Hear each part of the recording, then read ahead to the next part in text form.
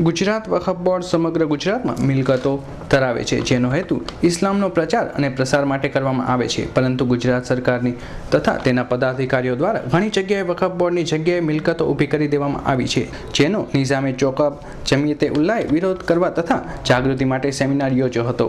बाकी जो आयते करीमा आप हजरात के सामने तिलावत की, यही वो आयत करीमा है जिससे वक्फ की बुनियाद इस्लाम में पड़ी। इस आयत करीमा में अल्लाह तबारक व ताला ने एक दावत दी कि अगर आप नेकी को पाना चाहते हो और अल्लाह की रज़ा चाहते हो तो आपकी जो महबूब तरीन चीज़ है वो मेरे लिए कुर्बान कर दो, वो मेरे लिए वक्फ कर दो। जब ये आयत करीमा नाजिल हुई तो हज़रत तलहा रज़ी अल्लाह ताला अन्हु हज़रत नबी करीम सल्लल्लाहु अलैहि वसल्लम की खिदमत में हाजिर हुए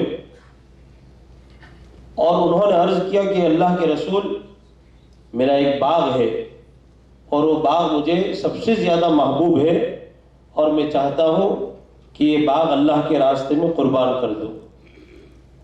बस उसी दिन से वक्फ की बुनियाद पड़ी। और असल वक्फ के अंदर जो मसला है वो मालियात का मसला इतना बड़ा नहीं है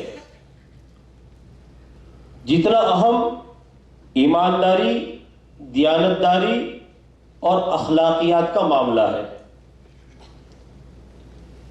इसका मतलब ये है कि वक्फ का दारोमदार इस बात पर है कि वो खुदावंद कुद्दूस की मिल्कियत और गुरबा और अवाम का हक है। अगर ये न हो तो उस सूरत के अंदर वक्फ का मकसद ही फौत हो जाता है। और उलमा ने वक्फ की तारीफ ही ये की है कि इंसान एक जायदाद को, एक इमारत को, एक घर को, एक खेती को, एक कुएं को, एक ज़मीन को, जो उसकी मिल्कत है, उसका वो मालिक है, अपनी मिल्कत से निकाल कर अल्लाह की मिल्कत के अंदर दे दे। અત્રે ઉલ્લેખનીય છે કે વકફ બોર્ડની જમીનોની જાળવણીનો આ એક દિવસીય સેમિનારનો હેતુ હતો અને જાગૃતિ લાવવામાં કેટલી સફળ થાય છે તે તો જોવું રહ્યું। Bureau report, Surat.